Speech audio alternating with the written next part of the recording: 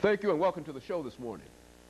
The topic this morning is the African American read-in, and we're fortunate to have with us to talk about the African American read-in two persons involved with that activity. Dr. Gloria Johnson. Dr. Johnson is the head of the Department of Languages, Literature, and Philosophy at Tennessee State University. And of course, with Dr. Johnson is the founder of the National African American Read-In, Dr. JScott. Not only is Dr. JScott the national director of the African American Read-In, she's also a faculty member at the University of Memphis. And of course, Dr. Johnson and Dr. Scott, let me welcome both of you to the show this morning to talk about what we consider to be a very, very important topic. As a matter of fact, I think, Dr. Johnson, you've been with us dealing with this topic, and this seems to be your topic every year. And let's talk about that, Dr. Johnson, by first having you and Dr. Scott to give us some information about not only your involvement in the National Read-In activity, but also some information about your background, your education, and some of the things that eventually led you to where you are now.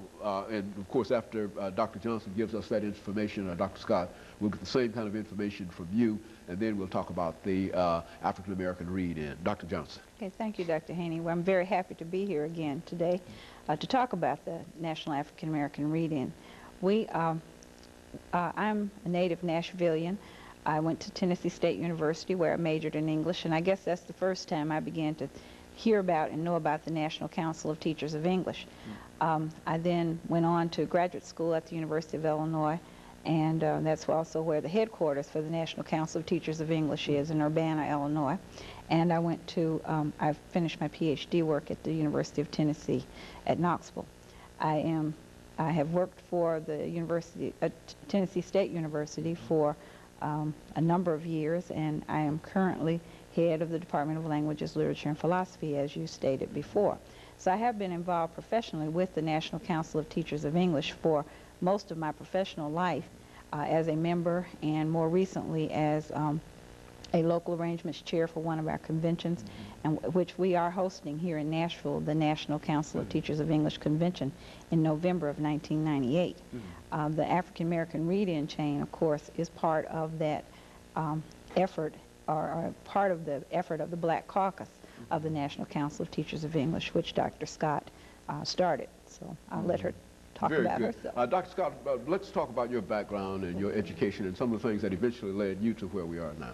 Well, I like to describe myself as a very kind of old-fashioned, new wave school teacher.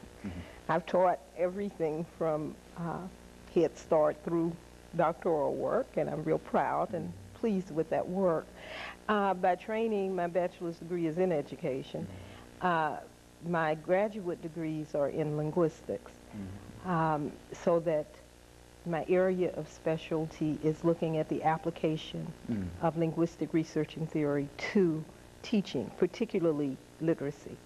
So that kind of is a background for my interest in the African American Read-In chain.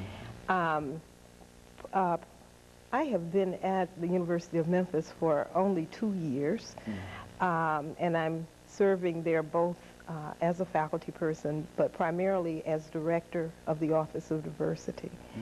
Prior to going there, I worked at a historically black university in Ohio, Central State University, and I was Dean of Education there. So in essence, I think that just sort of wraps back around.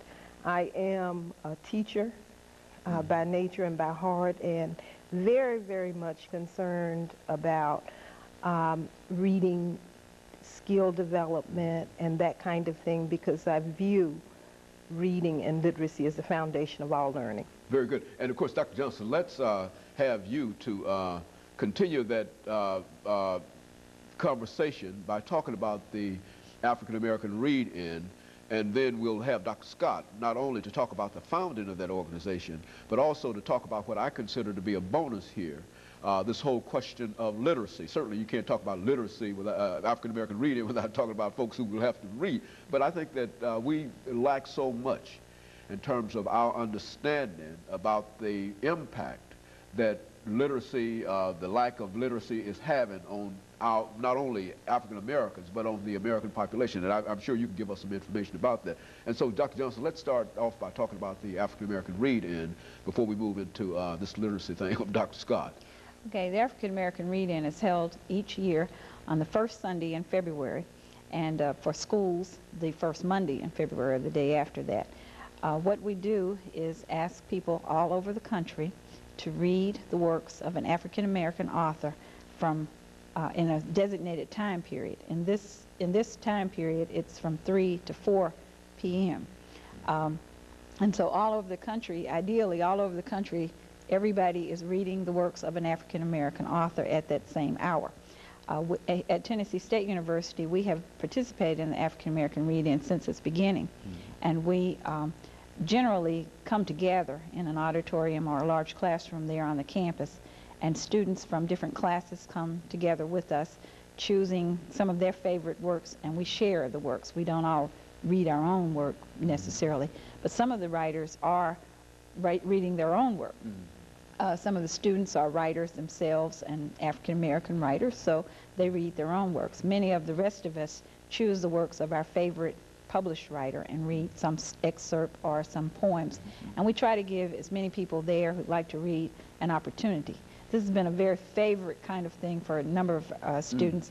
In fact, some of my nieces, who are now in college, started going with me when they were in junior high school, I believe, and reading their works and reading poems, and they've enjoyed it all those years. So it's a very good activity.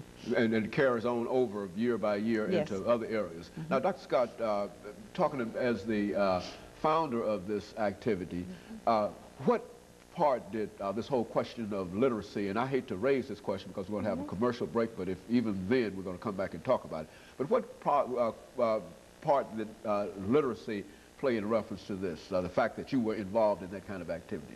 Well, you know, in 1989, we had statistics that were popularly presented about illiteracy rates.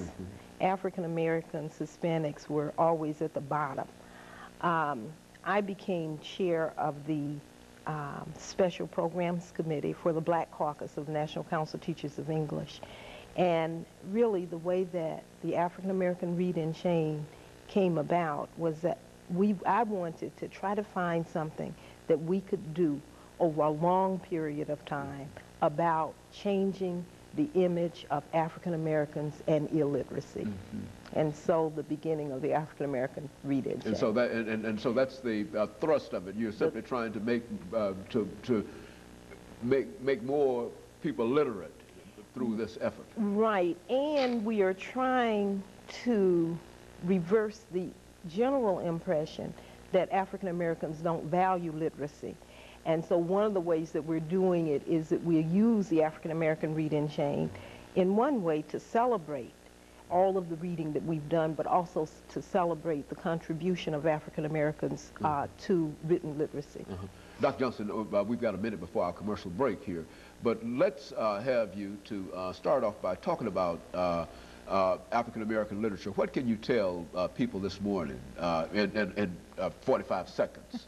Of course, we'll pick it up after our commercial break. But what can you tell people this morning about African American literature? Why should they be interested in something like that? Okay, well, that's a huge task in a few seconds. Well, we're going to pick it up after Haney, but because of course we offer many courses in African American literature, and it is a very important thing. I don't think you have to tell anybody anything about how important it is. Once people have had an opportunity to read the works of African American writers, they're taken with them. It doesn't take very long, and that I think is one of the reasons that there's so much popularity now in some of the more contemporary writers. I would say one thing, though, is not what a lot of people think, a new English, a new reading. African American literature has been here as long as African Americans have. Okay, and let's stop you at that point and tell our audience that we'll be back following this commercial.